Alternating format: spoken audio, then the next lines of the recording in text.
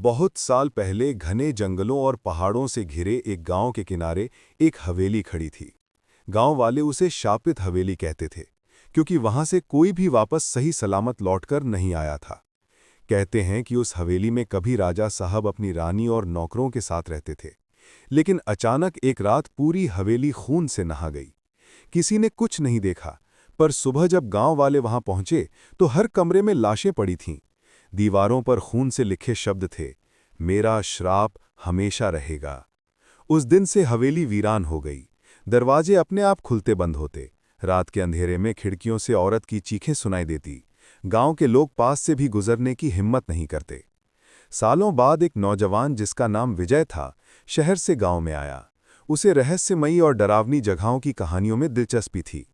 गांव वालों ने उसे समझाया कि हवेली में मत जाना, लेकिन विजय ने उनकी बात अनसुनी कर दी। उसने तय किया कि वो वहां की सच्चाई खुद देखेगा। वो रात का इंतजार करने लगा, क्योंकि कहा जाता था कि हवेली का असली रूप रात में ही सामने आता है। जैसे ही अंधेरा छाया, आसमान पर बादल छा गए और हवा में अजीब सी ठंडक फैल गई। विजय हाथ में लालटेन लेकर हवेली की ओर बढ़ा। रास्ता पेड़ों की परछाइयों से ढका था। झींगुरों की आवाज और उल्लुओं की डरावनी चीखें उसके कदमों के साथ साथ चल रही थीं। अचानक उसे लगा जैसे कोई उसके पीछे चल रहा है। उसने पलटकर देखा तो कुछ नहीं था, पर जमीन पर गीले पैरों के निशान दिख रहे थे जो उसकी तरफ बढ़ रहे थे। वो डर कर तेजी से हवेली के गेट तक पहुंचा।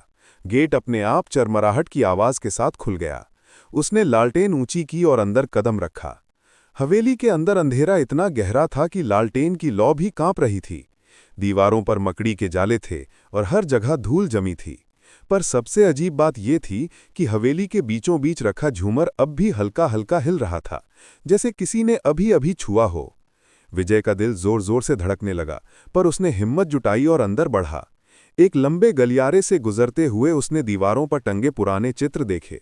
उन चित्रों में राजा, रानी और नौकरों के चेहरे थे, पर उनके चेहरे फटे और खरोंचे हुए लग रहे थे, जैसे किसी ने गुस्से में पंजों से नोच डाला हो। अचानक उसे लगा जैसे चित्रों की आंखें उसकी ओर घूर रही हैं। उसने पसीना पोंछा और आगे बढ़ा। तभी उसके कदम किसी चीज से टकराए। नीचे देखा तो टूटा हुआ पायल पड़ा था, जिस पर खून के धब्बे थे। उसी क्षण गलियारे के अंत से औरत की चीख गूंज उठी। लालटेन हिलने लगी और लौ बुझते बुझते बची। विजय डर के बावजूद उस आवाज की ओर बढ़ा। दरवाजा अपने आप खुला और उसके सामने एक विशाल कमरा था। कमरे के बीचों बीच टूटा हुआ पलंग रखा था, जिस पर पुराने खून के निशान थे। दीवार पर खून से लिखा था, कभी मत आना। वो पलटने ही वाला था कि अचानक उसे लगा जैसे उसके पीछे कोई खड़ा है। उसने लालटेन घुमाई तो एक औरत सफेद साड़ी में खून से सना चेहरा लिए खड़ी थी। उसकी आंखें लाल अंगारों की तरह चमक रही थीं। औरत ने धीरे से कहा, तुम क्यों आए? उसकी आवाज इतनी ठंडी थी कि विजय की रूह कांप गई। उसने कदम पीछे खींचे, लेकिन औरत हवा की तरह उसके सामने आ गई। उसने विजय के हाथ से लालटेन छीनकर फेंक दी। अब हवेली अंधेरे में डूब चुकी थी। सिर्फ औरत की चमकती आंखें नजर आ रही थीं। विजय घबराकर भागने लगा। गलियारे से होते हुए सीढ़ियों की ओर दौड़ा, लेकिन हर बार वो वहीं लौट आता। हवेली उसे बाहर निकलने नहीं दे रही थी। दरवाजे अपने आप बंद हो चुके थे। तभी उसने ऊपर की मंजिल से किसी बच्चे के रोने की आवाज सुनी। आवाज इतनी दर्दनाक थी कि वो ठिठक गया। हिम्मत करके ऊपर चढ़ा तो देखा कि एक छोटा बच्चा खून से भीगा खड़ा है और कह रहा है, मां मुझे क्यों छोड़ दिया? बच्चा देखते ही गायब हो गया और अचानक कमरा भर गया चीखों से। सैकड़ों आवाजें उसके चारों ओर गूंज रही थीं।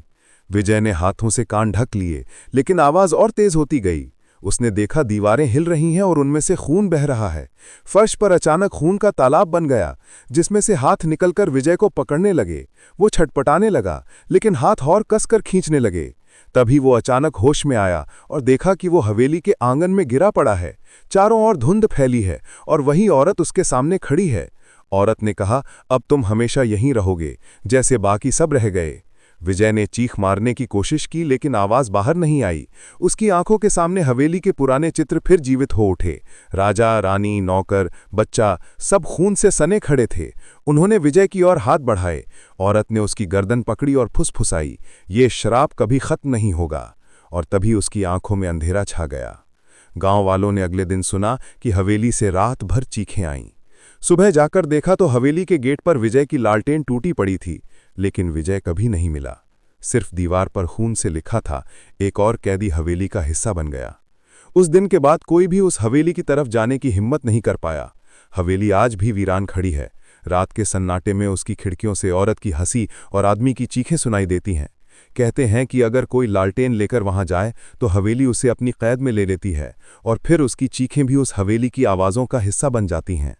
तो दोस्तों, ऐसी ही खौफनाक और रहस्यमयी लव स्टोरी सुनने के लिए हमारे रूहानी इश्क कहानी चैनल को अभी सब्सक्राइब करें और इस वीडियो को लाइक करना बिल्कुल न भूलें।